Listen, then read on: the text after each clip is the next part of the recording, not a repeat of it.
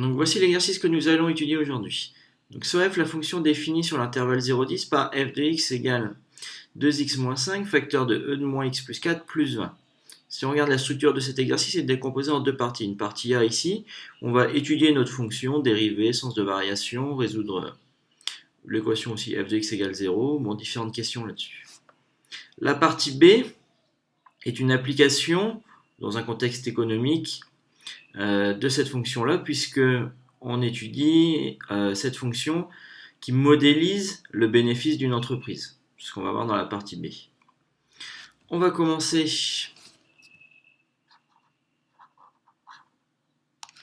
avec la partie A.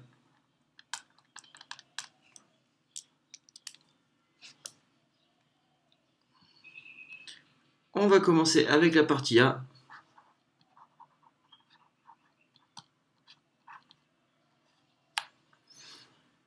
Montrer que pour tout x de l'intervalle 0,10, f' de x égale moins 2x plus 7, facteur de e de moins x plus 4. Bon, ici, ce qu'on nous demande, c'est de calculer la dérivée de la fonction f qui est ici, et de montrer que le résultat est égal à ça. On va y aller. La fonction f ici est dérivable par opération et composition de fonctions. On peut dériver, il n'y a pas de problème. Et donc, si on fait le calcul, ce qu'on va obtenir, le début ici, on a un produit.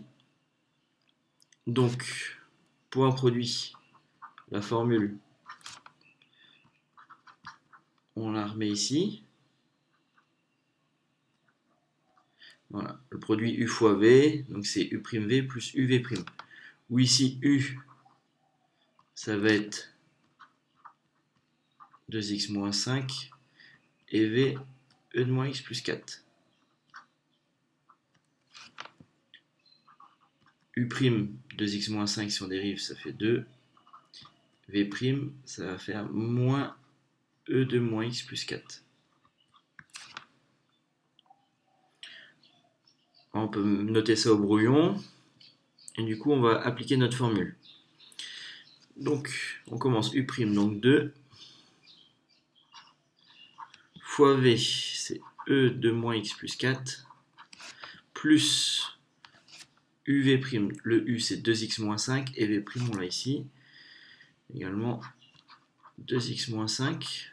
N'oublie pas de mettre ça entre parenthèses. Fois moins E de moins x plus 4.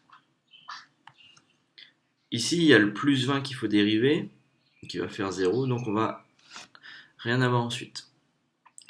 Si on regarde un petit peu la forme là, de cette dérivée, on a du e de moins x plus 4 dans les deux termes, on peut le mettre en facteur, et c'est ce qui correspond à la réponse qu'on attend plutôt dans l'exercice.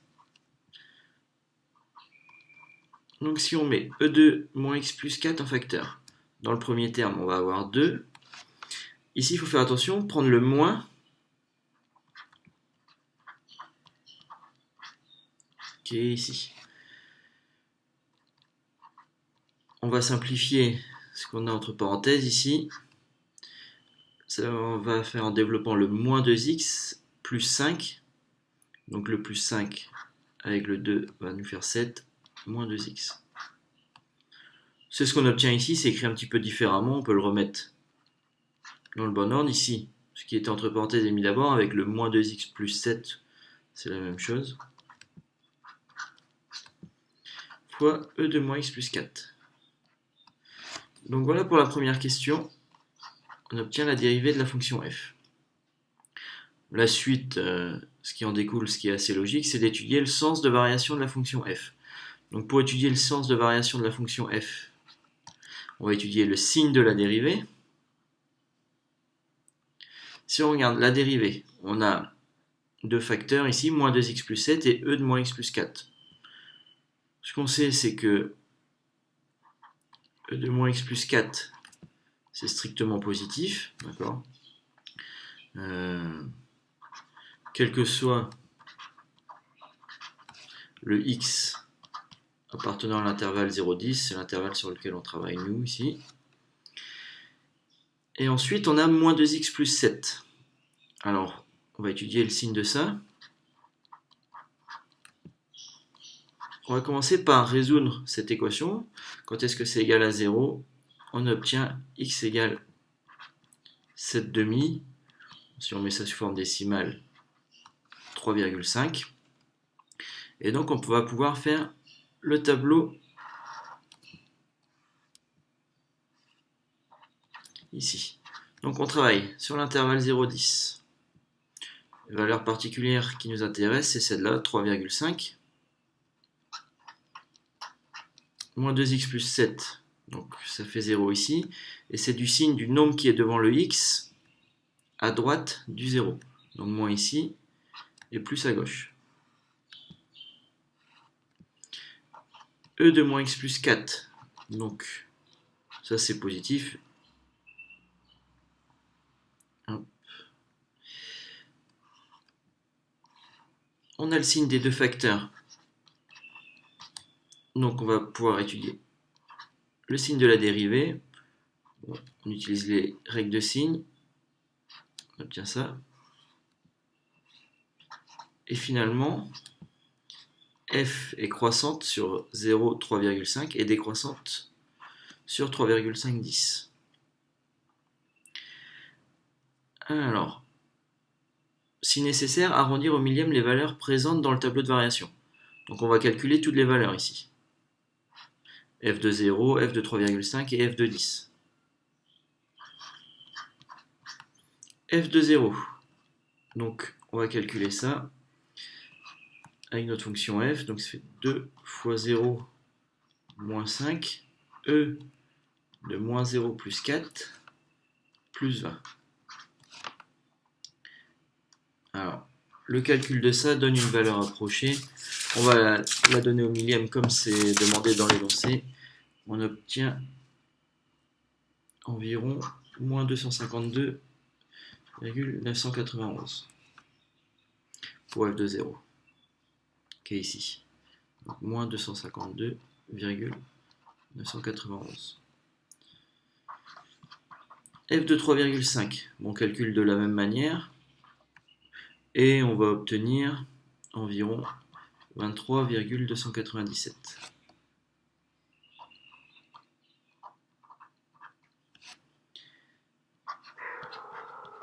La même chose pour f de 10, et là on obtient environ 20,037.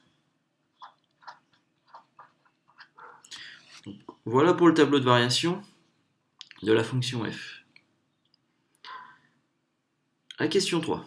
Justifier que l'équation f de x égale 0 admet une unique solution alpha sur l'intervalle 0,10 et déterminer un encadrement d'amplitude 0,01 de alpha. Donc là aussi c'est une question classique qui revient assez souvent dans les exercices de terminale ES. Si on regarde notre fonction f, elle est croissante sur l'intervalle 0,3,5 ici, et ensuite décroissante. Ce qui nous intéresse, c'est les valeurs qu'on a trouvées. La première ici est négative. Celle-là est positive, celle-là est positive. Nous, on va chercher quand est-ce que f de x est égal à 0. F de x est égal à 0 à un seul endroit, c'est ici sur cet intervalle-là, sur l'intervalle 0,3,5. Puisque ici c'est négatif, ici c'est positif, donc on va passer par 0. Et ici, en descendant, on reste sur un nombre positif. On passe d'environ 23 à 20, donc on ne va pas passer par 0. Voilà l'idée.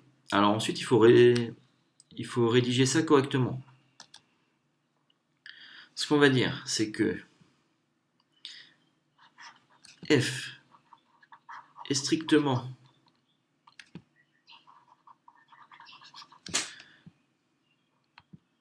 croissante sur 0,3,5.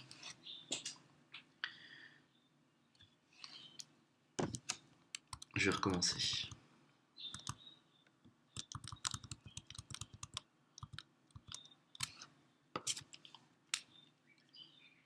Alors ensuite, il va falloir rédiger ça correctement.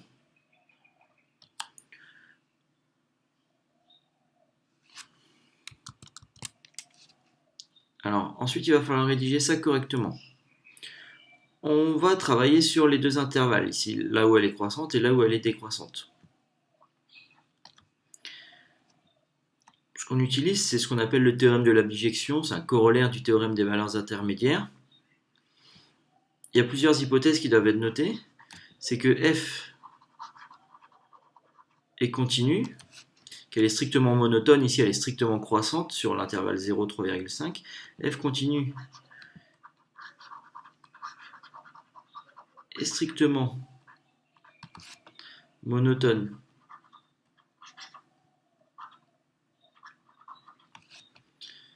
sur 0, 3,5. Alors monotone ici, elle est croissante. Que f de 0, c'est environ égal à moins 252,991, et donc que c'est négatif. C'est ça qui est vraiment important ici. Que f de 3,5, c'est environ égal à 23,297, qui lui est positif. Donc avec notre fonction continue et strictement croissante, f de 0 négatif, f de 3,5 positif, donc on va forcément avoir une valeur à un moment pour laquelle on va passer par 0, entre 0 et 3,5. Donc on va citer quand même le théorème. Donc d'après le théorème de la bijection,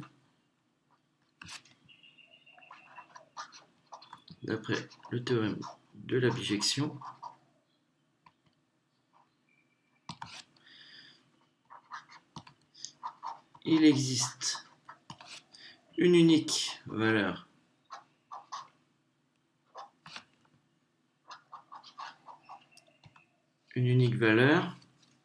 qui ici s'appelle alpha.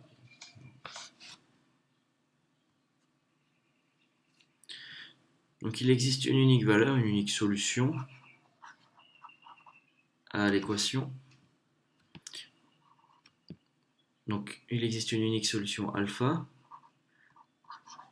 à l'équation f de x égale 0 sur l'intervalle 0, 3,5. Il faut terminer quand même en disant une deuxième partie, ici, c'est que sur l'intervalle 3,5, 10, on ne va pas avoir de solution. On nous demande bien de montrer qu'il y a une unique solution sur l'intervalle 0,10. Donc il y en aura une sur l'intervalle 0, 3,5, et on va justifier quand même qu'il n'y en a pas sur l'intervalle 3,5, 10. Donc sur l'intervalle 3,5, 10, f est continue et strictement positive. F est continue et strictement positive. Et le fait qu'elle soit strictement positive, on ne va pas avoir de solution du coup à l'équation f de x égale 0. F est continue et strictement positif. Et l'équation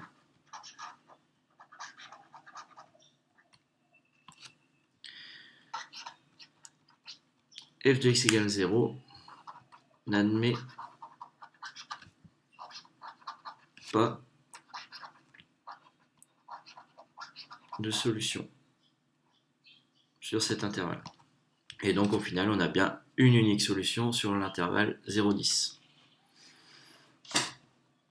Alors ce qu'on lui demande ensuite, c'est de trouver un encadrement d'amplitude 0,01 au centième de alpha.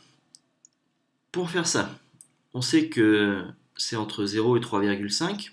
Alors en utilisant la calculatrice, on va avoir f de 1,59 qui fait environ moins 0,264 qui est négatif, et f de 1,60 qui fait environ 0,158 qui est positif. Donc là, f de 1,59 négatif, 1,60 c'est positif, et donc on a bien notre valeur alpha qui va être entre 1,59 et 1,60. Et donc alpha appartient à l'intervalle 1,59, 1,60. Voilà pour cette question 3. La question 4.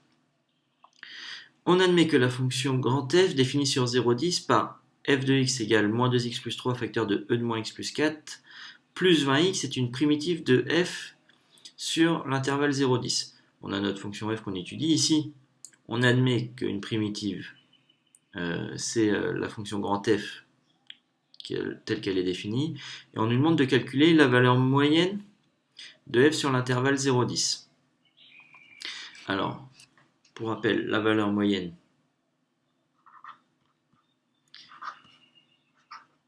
sur l'intervalle AB, c'est 1 sur b moins a intégrale de a à b de la fonction qu'on étudie. Donc par exemple, si c'est f de t dt.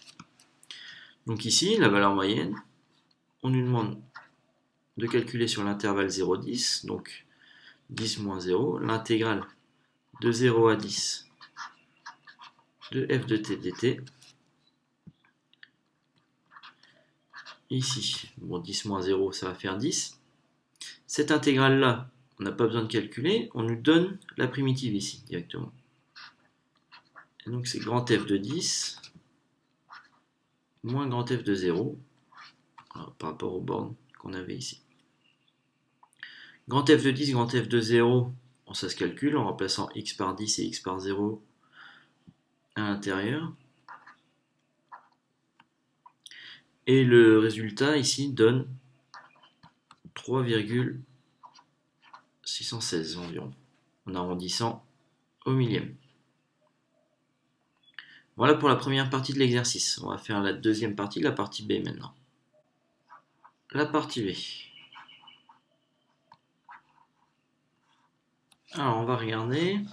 Donc une entreprise fabrique entre 0 et 1000 objets par semaine. Le bénéfice en milliers d'euros que réalise cette entreprise lorsqu'elle fabrique et vend X centaines d'objets est modélisé par la fonction f définie sur 0,10. La fonction f, c'est celle qu'on a étudiée dans la première partie.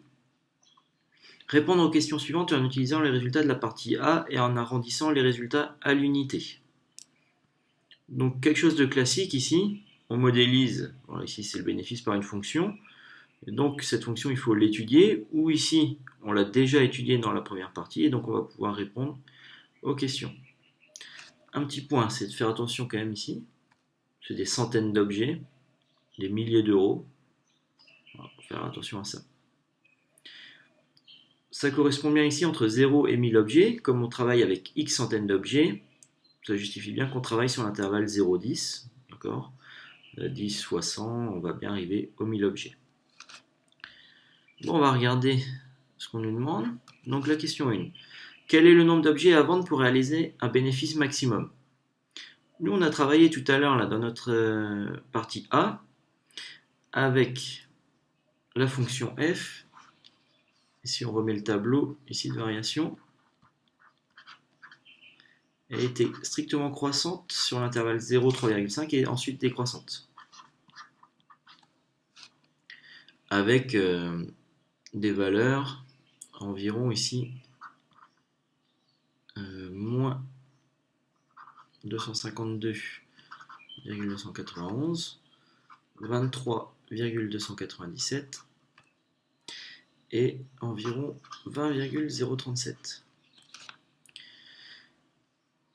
On voit clairement que le maximum ici est atteint en 3,5 et que f de 3,5 égale à 23,297. Donc quel est le nombre d'objets à vendre pour réaliser un bénéfice maximum? Le nombre d'objets ici correspond à cette valeur de 3,5. X fait 3,5, mais comme on va travailler avec des centaines d'objets, il va quand même falloir faire attention à ce qu'on fait. Donc x égale 3,5.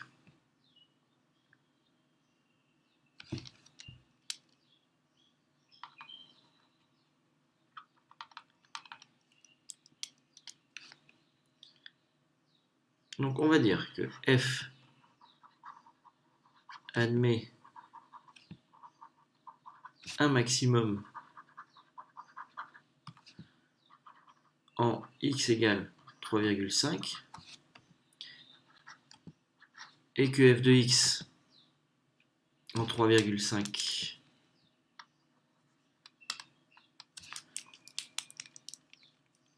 et que f du coup en 3,5 environ égal à 23,297.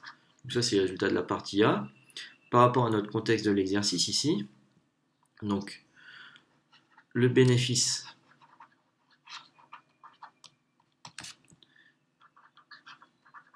est maximal pour 350 objets vendus, puisque X est en centaines d'objets. Donc 3,5 fois 100, 350 objets. Quel est ce bénéfice maximal en euros? On a trouvé que f de 3,5 c'est environ égal à 23,297, mais ce bénéfice est en milliers d'euros. Et donc ce bénéfice vaut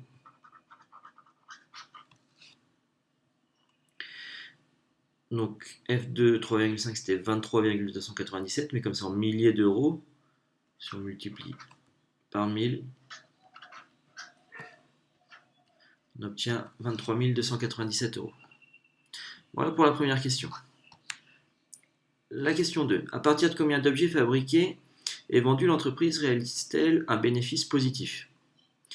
Ben ça, c'est ce qui correspond à la question 3 de la partie A. Justifier que f de x égale 0 admet une unique solution, alpha. Donc en fait, ce alpha qu'on a trouvé là-dedans, f de alpha égale à 0. Si on regarde le tableau, de 0 jusqu'à alpha, ça va être négatif.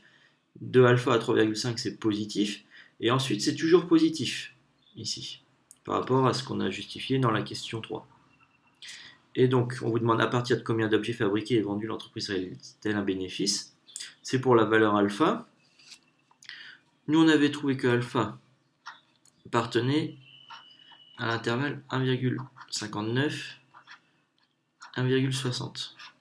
Mais quand on faisait f de 1,59, on trouvait quelque chose de légèrement négatif. Ça va être important pour la suite, puisque toujours avec cette histoire de centaines d'objets, donc on réalise un bénéfice positif entre 159 et 160 objets, mais 159 c'est légèrement négatif, donc le bénéfice va se réaliser seulement à partir de 160 objets. Et donc on réalise un bénéfice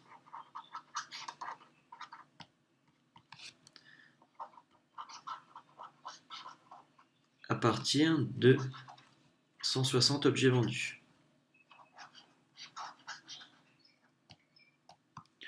Et en continuant jusqu'aux 1000 objets, on réalise toujours un bénéfice puisque les valeurs sont positives ici.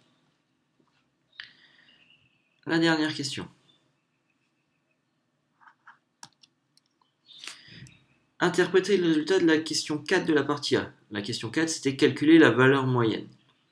Si on vous dit calculer la valeur moyenne, d'accord, dans le contexte de l'exercice ici où notre fonction f modélise un bénéfice, donc ça va être finalement le bénéfice moyen de l'entreprise.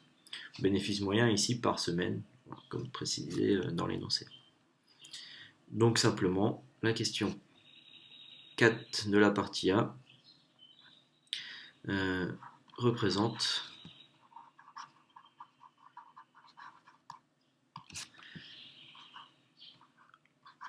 le bénéfice moyen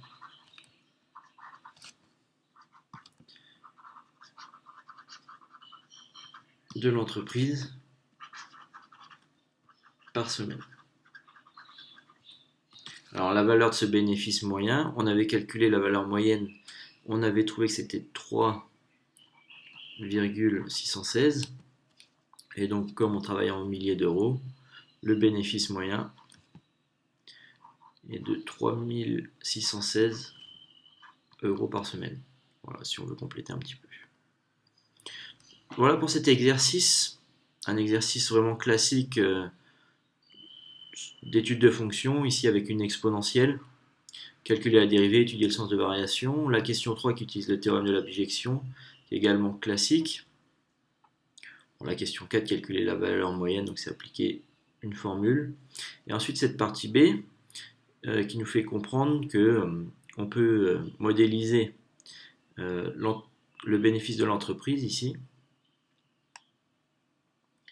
Et la partie B, où on étudie le bénéfice de l'entreprise qui est modélisé par la fonction qu'on a étudiée avant.